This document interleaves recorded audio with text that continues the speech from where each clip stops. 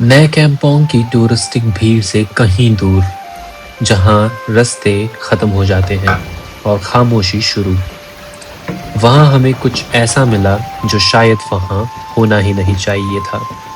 इस गांव का एक ऐसा कोना जिसे जंगल ने पूरी तरह अपने अंदर समा लिया है, लेकिन एक बुजुर्ग महिला और उसकी मुस्कुराहट ने इस जगह को आज भी जिंदा Volender रखा है।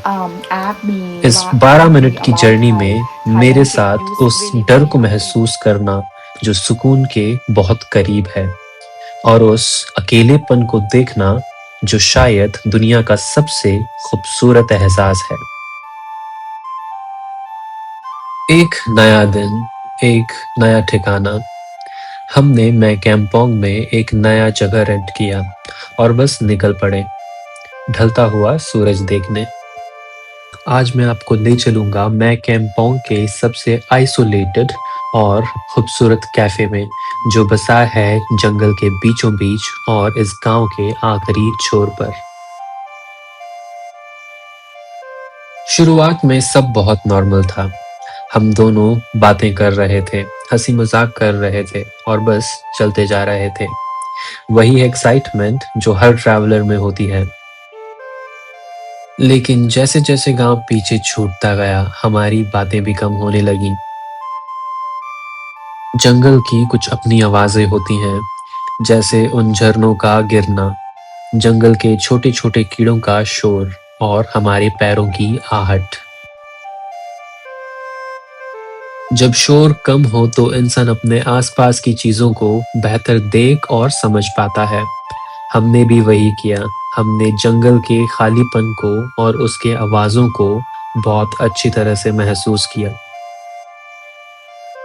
1 घंटा गुजर चुका था और हम इन सुनसान सड़कों पे बस चले जा रहे थे, और तभी हमें कुछ पुराने टूटे हुए ट्री हाउसेस दिखे।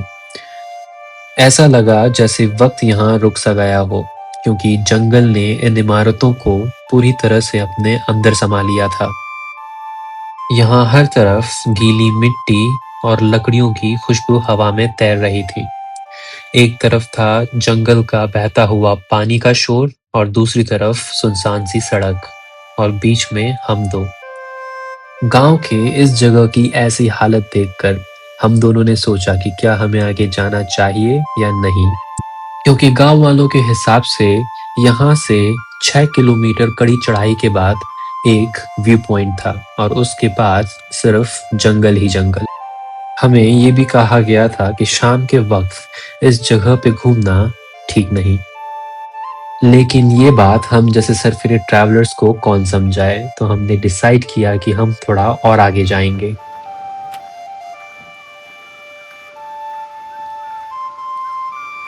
हमने थोड़ा सा फासला बस तय ही किया था, और फिर अचानक से अंधेरे जंगल के बीचों बीच हमें कुछ रंग दिखे।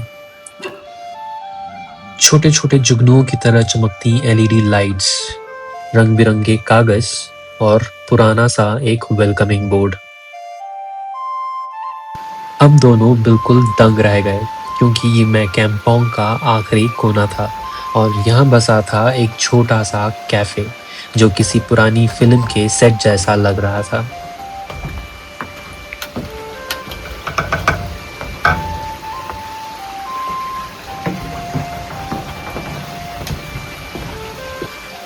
यहाँ आने के बाद हम लोगों ने महसूस किया कि जंगल की आवाज यहाँ कम हो चुकी है। यहाँ चारों तरफ एक अजीब सी शांति थी। यहाँ हर तरफ पुरानी हैंडमेड चीजें रखी हुई थीं। अजीब से मैनीक्वीन जो सुंदर कपड़े पहने हुए थे और थोड़े डरावने भी लग रहे थे। हम इस जगह को बस देख ही रहे थे कि तभी हमारी मुलाकात हुई एक बुजुर्ग महिला से, जो यहाँ की ओनर और केयरटेकर थी। वो अपना लंच कर रही थी और हमें देखते ही उन्होंने एक ऐसी मुस्कुराहट दी जैसे उन्होंने यहाँ सालों से किसी को ना देखा हो।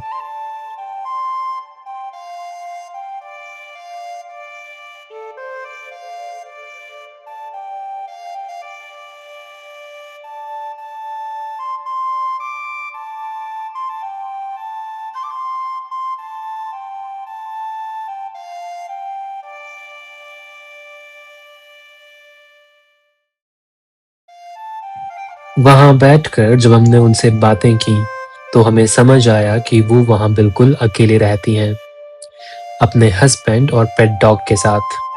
उनका कोई बच्चा भी नहीं है, बस वही छोटा-सा परिवार है उस बड़े से जंगल में।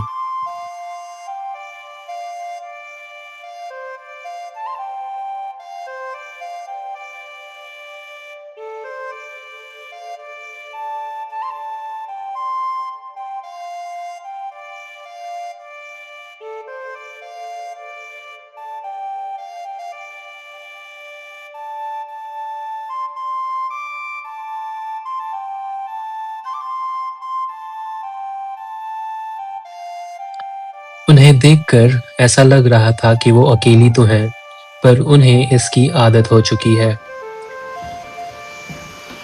पर उन्हें देखकर हमें बुरा भी लग रहा था और उनकी हिम्मत देखकर हैरानी भी हो रही थी।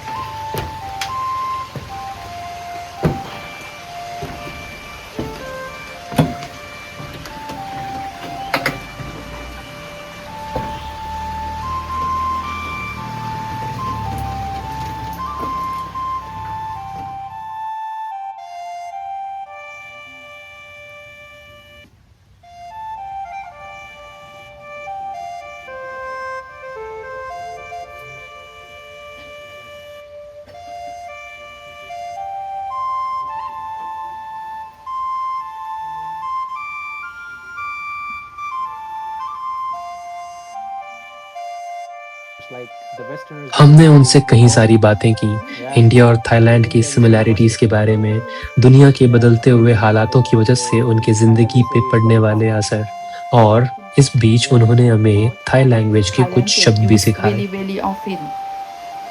He will practice to speak. I tell him that สวัสดีครับขอบคุณครับ just only two words Yeah, we know you can We know stay in little. Thailand ชิว Yeah.ๆชิวๆสบายๆ if you know the word สวัสดีครับขอบคุณครับ Yeah, that's what we've been using for. हमने सोचा कि हम इनको थोड़ा-सा support करेंगे, तो वहाँ से कुछ हैंडमेड चीज़ें खरीद लीं। वो सोवेनिर्स तो बस एक बहाना था, उनकी हेल्प करने का और उस पल को याद रखने का। मैंने बस उन्हें देखा और सोचा, इतनी हिम्मत ये लाती कहाँ से हैं? जहाँ हमें 1 घंटे की वॉक पे डर लगने लगा, वहाँ ये अपनी पूरी ज़िंदगी बिता रही हैं। हमें अंदाज़ा भी नहीं था कि जो सोवेनिर्स हमने यहाँ से खरीदे थे, वो हमारी लाइफ़ के और थाईलैंड के सबसे बेस्ट सोवेनिर्स में से एक होगा, जो हमेशा हमारे साथ रहेगा। हमने जो चीज़ें उनसे खरीदी थीं, हमने उनके पैसे उन्हें दे दिए, पर हमारा मन था कि हम अपनी तरफ से भी उन्हें कुछ दें। सोचा था इंडियन करेंसीज़ देंगे, पर उस वक़्त हमारे पास वो नहीं थी। मेरे दोस्त के पास कुछ मलेशियन करेंसीज़ पड़ी थीं, जो हमने उन्हें एज़ अ गिफ्ट दे दी। उनके लिए ये करेंसीज़ बिल्कुल नई चीज़ थी। उनको देखते वक़्त उनकी आँखों में एक अजीब-सी चमक थी और उनके चेहरे पर एक प्यारा-सा मुस्कान। Yeah, thank उनकी ये you. खुशी देखकर हमें एहसास हुआ कि हमने वाक़ई में एक बहुत अच्छा गिफ्ट उन्हें दिया है। बातों-बातों में कब अंधेरा हो गया पता ही नहीं चला, और जैसे ही रोशनी कम हुई, उस जगह का पूरा माहौल ही बदल गया। वो जगह जो थोड़ी देर पहले खुशी और सुकून दे रहा था, अब वो थोड़ा डरावना लगने लगा था।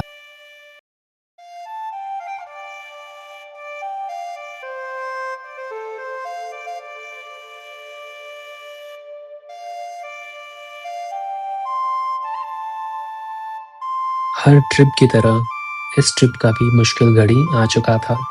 ये टाइम था इन आंटी और इनके इस प्यारे से कैफ़े को अलविदा कहने का। जब हम वहाँ से निकले तो जंगल का एक नया और अलग रूप सामने आया।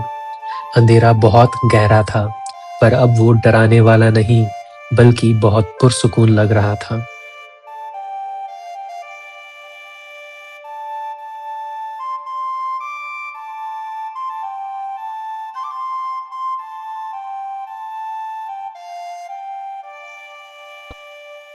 वो रास्ता जो आते वक्त हमें बिल्कुल अनजान लग रहा था, अब हमें अपना सा लगने लगा। हम बस तेजी से चल रहे थे, पर डर की वजह से नहीं, बल्कि एक अजीब सी हिम्मत की वजह से जो शायद हमें उन बुजुर्ग महिला से मिली। रास्ते भर मेरे दिमाग में बस वो बुजुर्ग महिला थी और मैं सोच रहा था कि जहाँ शहरों में हम थोड़ा सा लाइट जाने पर परेशान हो जाते हैं, यहाँ लोग अपनी जिंदगी सादगी और हिम्मत के साथ इस खामोशी में जीते हैं और इसे अपना लेते हैं। इस गांव के लोगों को देखकर मुझे एक बात समझ में आई। खुशी जिंदगी में लोगों से नहीं, बल्कि अंदर के सुकून से आती है। आखिर शाम तक हम होटल पहुंच ही गए। डिनर करते वक्त भी हमारे दिमाग में बस वही जंगल का कैफे और उन बुजुर्ग महिला की मुस्कान चल रही थी। आज का ये दिन बिल्कुल अनप्लान्ड था। हम निकले तो थे सनसेट देखने, पर हमें मिल कुछ और ही गया। हमें मिला अपने लाइफ का सबसे बड़ा लेसन। वो टूटे हुए घर शायद दुनिया के लिए पुराने होंगे, पर उनके बीच में बसा ये छोटा सा रोशन भरा कैफे बताता है कि इंसान चाहे तो दुनिया में कहीं भी बस सकता है। मैं कैंपोंग का ये कोना शायद सबकी नज़र में ना आए, पर जो इसे देख लेता है वो जिंदगी को थोड़ा और अप्रिशिएट करना जरूर सीख जाता है। आपको ये जर्नी कैसी लगी मुझे कमेंट्स में जरूर बताना। तो मिलते हैं अगले वीडियो में एक नई कहानी के साथ। तब तक आप अपना ख्याल रखें।